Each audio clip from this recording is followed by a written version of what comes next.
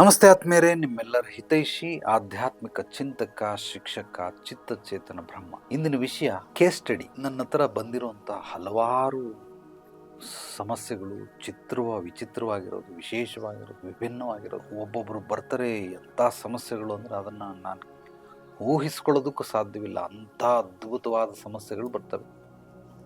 So ಇಲ್ಲಿ ಕೆಲವರಿಗೆ ಆ ಸಮಸ್ಯೆಗಳು ಯಾಕೆ ಬರ್ತವೆ ಅನ್ನೋದು ಗೊತ್ತಿಲ್ಲ. ಮೊದಲನೇದಾಗಿ ನಿಮಗೆ 2-3 ರೀತಿ ಉದಾಹರಣೆ ರೂಪದಲ್ಲಿ ಹೇಳ್ಬಿಡ್ತೀನಿ.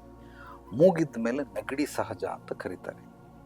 ಖಂಡಿತವಾಗ್ಲೂ ಅದು ಮೂಗಿದ ಮೇಲೆ ನೆಗಡಿ ಬಂದೇ ಬರ್ತದೆ, ತಲೆ ಇದ್ಮೇಲೆ ತಲೆನೋವು ಬಂದೇ ಬರ್ತದೆ. ಇದೆಲ್ಲ ಸಣ್ಣ ಪುಟ್ಟ ಒಂದು ಮಾತ್ರೆ ನುಂಗಿದ್ರೆ ವಾಸಿ ಆಗ್ಬಿಡುತ್ತೆ.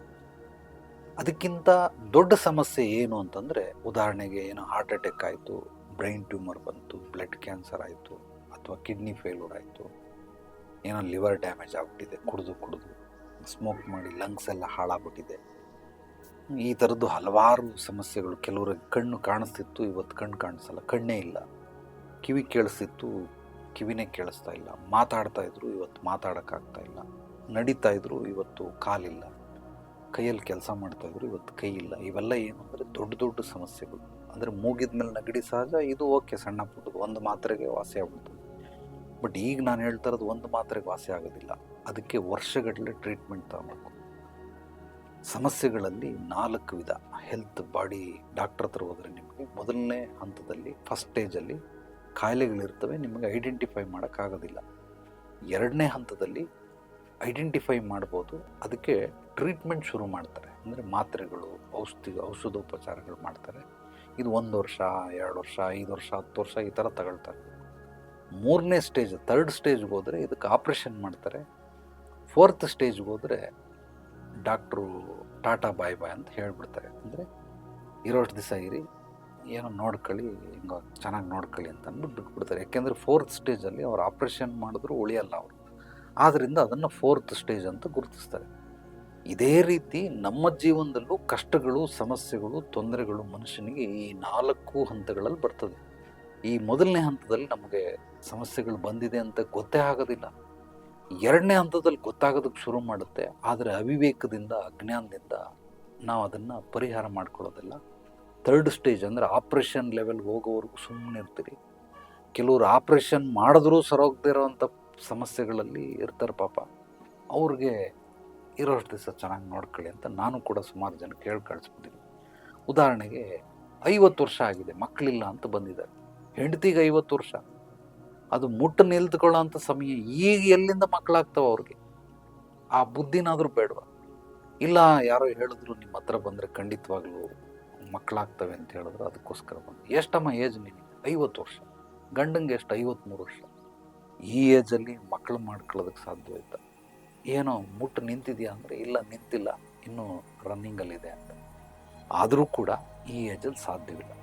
ಯಾವುದಾದ್ರೂ ಅನಾಥ ಮಗನ ದತ್ತು ತಗೊಳ್ಳಿ, ಅಥವಾ ಯಾರಾದರೂ ಅಡಾಪ್ಟ್ ಮಾಡಿಕೊಂಡು ಅವ್ರನ್ನ ಬೇಕಾದ್ರೆ ಬೆಳೆಸ್ಬೋದು ಅಷ್ಟೇ. ಬಟ್ ಖಂಡಿತವಾಗ್ಲೂ ನಿಮಗೆ ನ್ಯಾಚುರಲ್ಲಾಗಿ ಮಕ್ಕಳಾಗುವಂಥ ಸಾಧ್ಯತೆಗಳಿಲ್ಲ. ಈ ರೀತಿ ಸಮಸ್ಯೆಗಳು ಮೀರೋಗ್ಬಿಟ್ಟಿರ್ತದೆ. ಮೀರೋದ್ಮೇಲೆ ಬರ್ತಾರೆ. ಒಬ್ಬ ಸುಮಾರೊಂದು 10 ಕೋಟಿ ದುಡ್ಡು ಕಳ್ಕೊಂಬಿಟ್ಟು ಯಾವುದೋ ವ್ಯಾಪಾರಕ್ಕೆ ಹಾಕಿ, ಈಗ ಅದನ್ನು ದುಡ್ಡನ್ನು ಬರೆಸ್ಕೊಡಿ ಅಂತ. ಹೋಗಿರೋ ದುಡ್ಡನ್ನು ಹೇಗೆ ಬರೆಸ್ಕೊಡೋದು? ಸಮಸ್ಯೆಗಳಿಗೆ ಪರಿಹಾರ ಇದೆ. 10 ಕೋಟಿ ಹೇಗೆ ದುಡಿಬಹುದು ಹೇಳ್ಕೊಡಿ ಅಂದರೆ ಬೇಕಾದ್ರೆ ಹೇಳ್ಕೊಡ್ಬೋದು.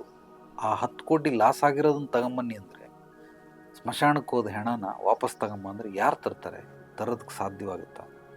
ಅಂದರೆ ಮನುಷ್ಯನಿಗೆ ಎಷ್ಟು ಪ್ರಮಾಣದಲ್ಲಿ ಅಜ್ಞಾನ ಒಳಗಡೆ ತುಂಬಿ ತುಳುಕ್ತಾ ಇದೆ ಅನ್ನೋದನ್ನು ನೋಡ್ಕೊಳ್ಳಿ. 10 ಕೋಟಿ ಲಾಸ್ ಆಗಿರೋದನ್ನು ಬರೆಸ್ಕೊಡ್ಬೇಕಂತೆ, ಇದು ಸಾಧ್ಯವಿಲ್ಲ.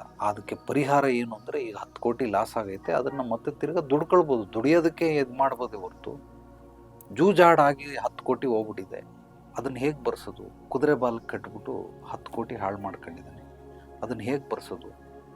ಖಂಡಿತವಾಗ್ಲೂ ಬರ್ಸೋದಕ್ಕೆ ಸಾಧ್ಯವಿಲ್ಲ. ಈ ದುಶ್ಚಟಗಳಿಂದ ಕೆಲವರು ಬಲಿಯಾಗಿ ಸಾಕಷ್ಟು ಸಮಸ್ಯೆಗಳಿಗೆ ಒಳಪಡ್ತಾರೆ. ಈ ಎಲ್ಲ ಸಮಸ್ಯೆಗೂ ಪರಿಹಾರ ಇದ್ದೇ ಇದೆ, ಆದರೆ ನೀವು ತಿಳ್ಕೊಳ್ಳುವಂಥ ಹಂತದಲ್ಲಲ್ಲ. ಮೊದಲು ಯಾವ ಹಂತದಲ್ಲಿ ಸಮಸ್ಯೆಗಳು ನಿಮ್ಮನ್ನು ಕಾಡ್ತಾ ಇದೆ. ಉದಾಹರಣೆಗೆ ಗ್ರಾಮ್ ಲೆಕ್ಕದಲ್ಲಿ ಹೇಳ್ತೀನಿ. ಗ್ರಾಮ್ ಲೆಕ್ಕದಲ್ಲಿ ಸಮಸ್ಯೆಗಳನ್ನು ತೂಗಕ್ಕೆ ಯಾವುದೇ ತಕ್ಕಡಿಗಳಿಲ್ಲ. ನಿಮಗೆ ಅರ್ಥ ಆಗಲಿ ಅನ್ನೋದಕ್ಕೋಸ್ಕರ ಹೇಳ್ತೀನಿ. 10 ಗ್ರಾಮ್ ಸಮಸ್ಯೆ, 100 ಗ್ರಾಮ್ ಸಮಸ್ಯೆ, 1 kg ಸಮಸ್ಯೆ, 10 kg, 100 kg, 1000 kg, 10,000 kg, lakh, 10 lakh, ಕೋಟಿ kg ಸಮಸ್ಯೆ.